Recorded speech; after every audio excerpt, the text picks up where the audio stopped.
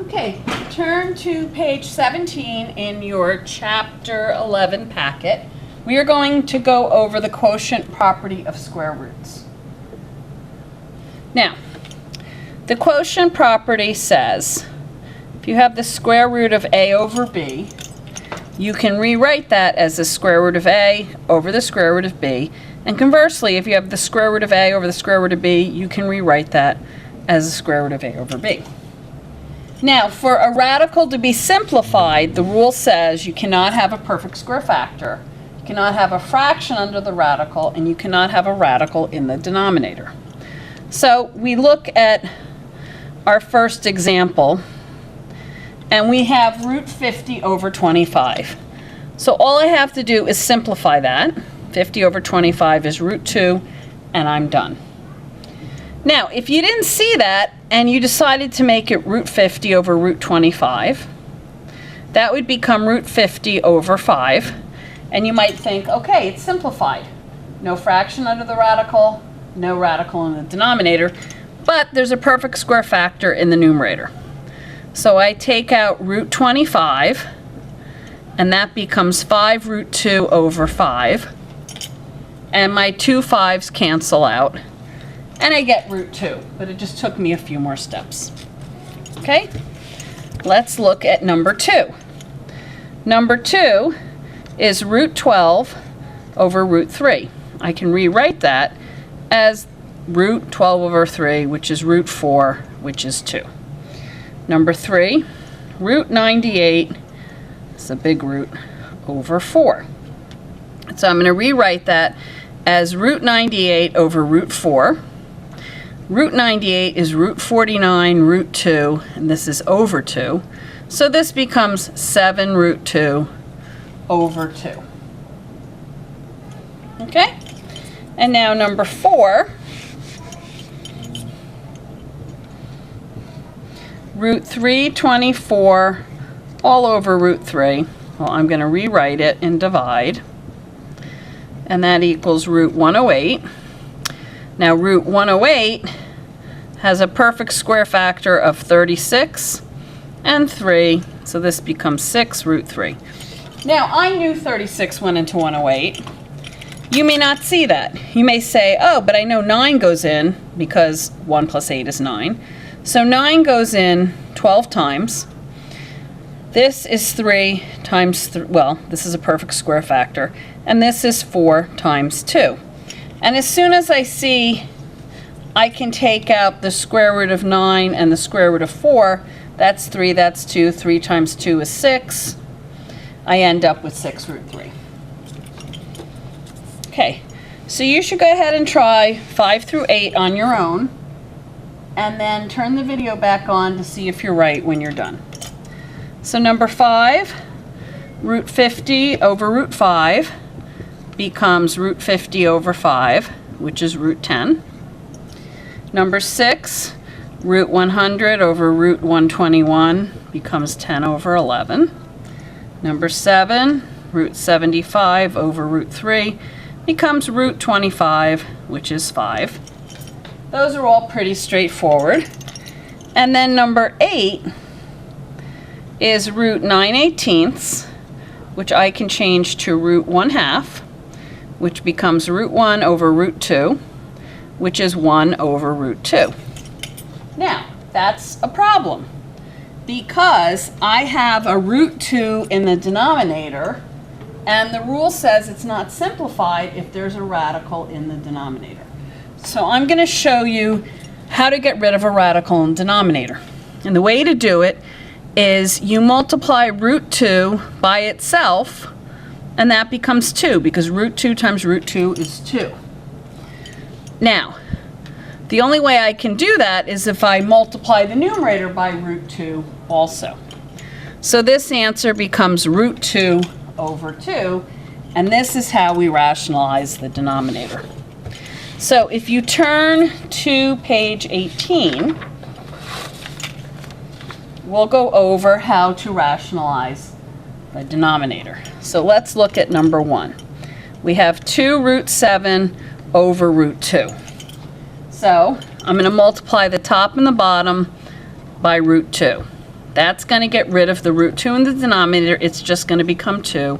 And I have 2 root 14 over 2. These two 2's can cancel out, and we have root 14. Number 2, root 7 over root 12. I can multiply by root 12 over root 12, which becomes root 84 over 12. And that becomes root 4 times root 21 over 12, which is 2 root 21 over 12, which becomes root 21 over 6. Now, another way you could have done this with fewer steps is at the beginning, I could have simplified root 12 into 2 root 3, then multiply the top and the bottom by root 3, and I would have gotten root 21. Root 3 times root 3 is 3 times 2 is 6.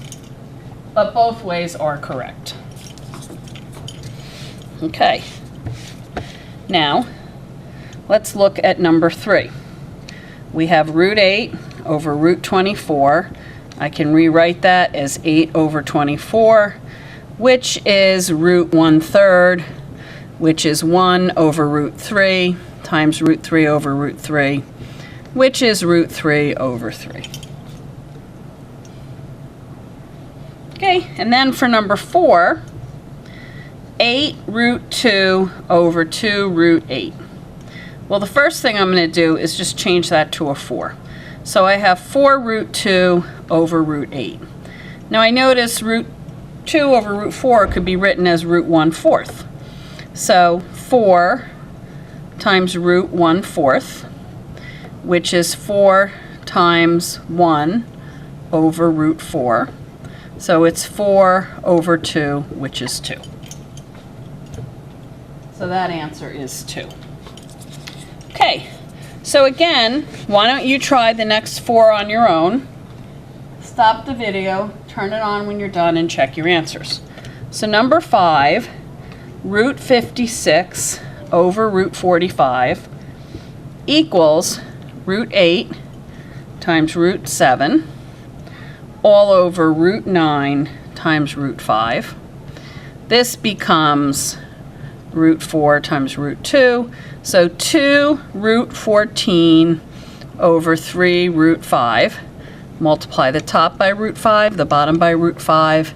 This becomes 2 root 70. Root 5 times root 5 is 5 over 15. So the answer is 2 root 70 over 15. Okay. Now, number 6, root 5 over root 12. That becomes root 5 over 2 root 3. Remember, 12 is root 4 times root 3, so it's 2 root 3. Times root 3 over root 3. Root 15 over 2 times root 3 is 3. 2 times 3 is 6. Okay, now number 7. 5 root 18 over root 48. Now, I know root 18 is root 9 times root 2. I know root 48 is root 16 times root 3. That becomes a 4, that becomes a 3. So this is 15 root 2 over 4 root 3 times root 3 times root 3, and we get 15 root 6 over 12. But I'm not done because I have a 15 and a 12, which can simplify to 5 root 6 over 4. Okay, and then number 8 is 5 plus root 3 over root 5, and I'm going to multiply this by root 5 over root 5. My denominator's 5, but this I have to distribute. So it's 5 root 5 plus root 15. Now, you might think that can be simplified, but that is done. And the reason is, this is really 5 root 5 plus 1 root 15. I can't factor anything out of that. If I was able to pull something out, I would be able to factor something out. So had this been a 10, let's just say, I could have pulled out a 5 from the numerator, and I would have had 5 times root 5, and then I could have crossed out these two 5s. But that wasn't the case, so there's nothing you can cross out. Okay, that's the end of the video.